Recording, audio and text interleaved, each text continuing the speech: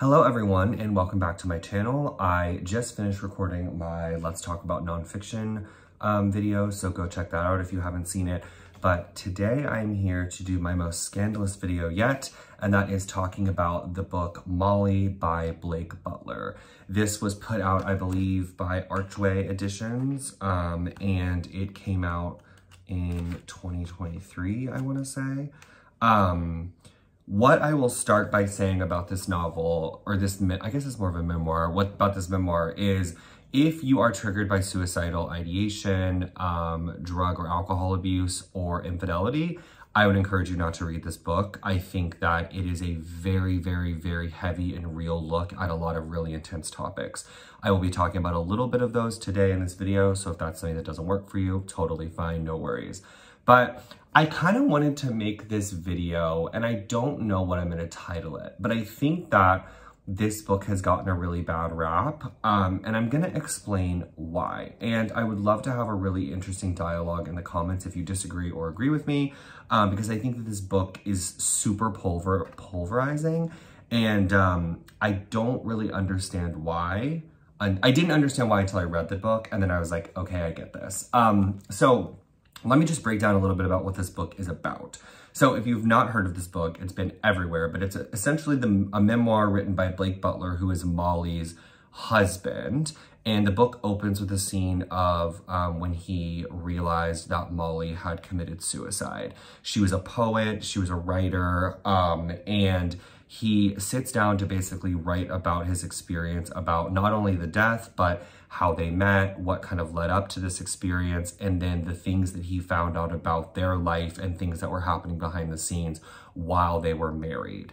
And so I think where this book really succeeds is the vulnerability and the honesty. I think there's not a lot of memoirs like this that are coming out today with such an eloquent point of view on what life is really like for people who are married and in addiction or deal with suicidal ideation or mental health issues. So I think that was done with a really expert eye.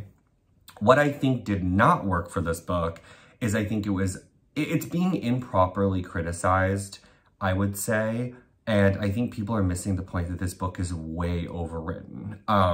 I think Blake Butler is a writer. I'm not sure that he's had any real commercial success except for this book. And no offense to Blake Butler, but I understand why. I think this book is way overwritten. It is way trying too hard to be eloquent. This story is not an eloquent one, so I don't understand why there had to be such a specific manipulation of prose. I think the best section of the book, writing-wise, is the very beginning of it, when it's kind of honest and really like in the moment. When he goes back in time, it just loses its ferocity and it just becomes very grainy, and the point of view starts to get really confusing. So I think that it has not gotten enough criticism for the overwritten nature that this book really takes on towards the end. And to address some of the more harsh criticisms of this book. The first criticism, if you read any reviews, if you're on Goodreads, if you're on the New York Times, whatever, is that who has the right to talk about art that isn't theirs and to talk about lives that aren't theirs, right? He's exposing a lot of really personal information about her, texts, emails, content of videos and pictures. Some pictures are even printed in here. Specific asks and ideations around suicide that she had, relationships that she had with other people where she was being unfaithful in her marriage. He even writes, he literally copies in her suicide note, right? So there's a really strong point of view that he wants to expose, and that's kind of the reality of the things that he was dealing with and then the things that he found out. That's the harshest criticism. It's like, this is not your story to tell. This is not your art to produce.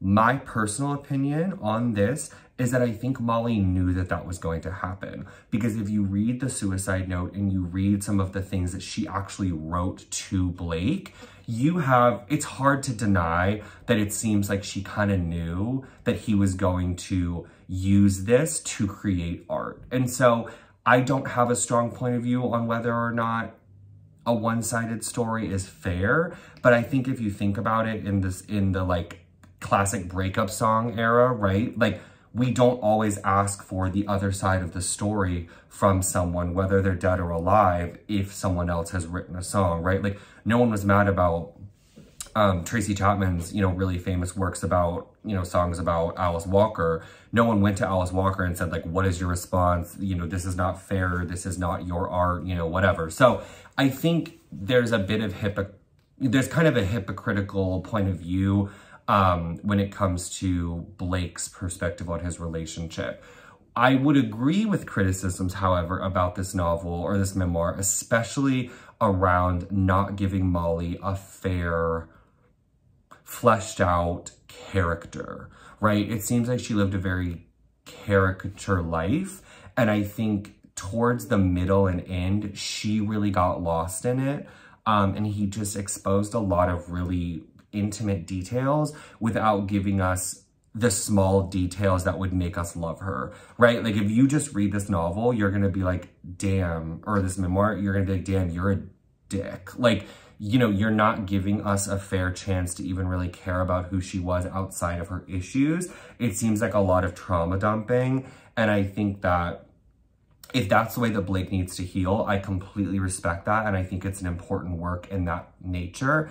However, I think that it's not fair to her or to their relationship to give the audience such a one-sided point of view. If you're gonna give a point of view, I think when it comes to writing, when you have access to people's writing and their information and the way they felt about things, even after they're dead, it would have felt a little bit cleaner or purer to get some of that information. Because towards the end, you completely lose any sympathy for her. You gain a kind of false empathy for him.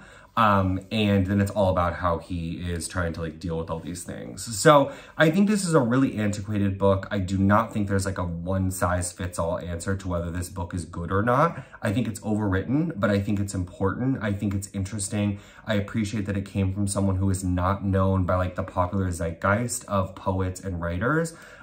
This is really putting Blake Butler on the map, and I look forward to any of the art that he produces after this. However, I think that there needs to be a stronger push for the understanding that we need to respect the art that Molly created while she was alive, because she was obviously a very tortured soul. So I think it's complicated. I think it's really antiquated, like I said.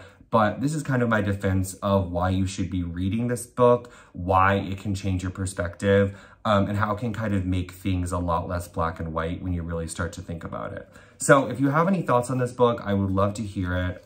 Please have read this book if you're going to comment about it. I see a lot of people commenting, and it's very evident to me that they did not read this whole book. I think that it's important to give this person a fair chance if you want to respect the book enough to do that.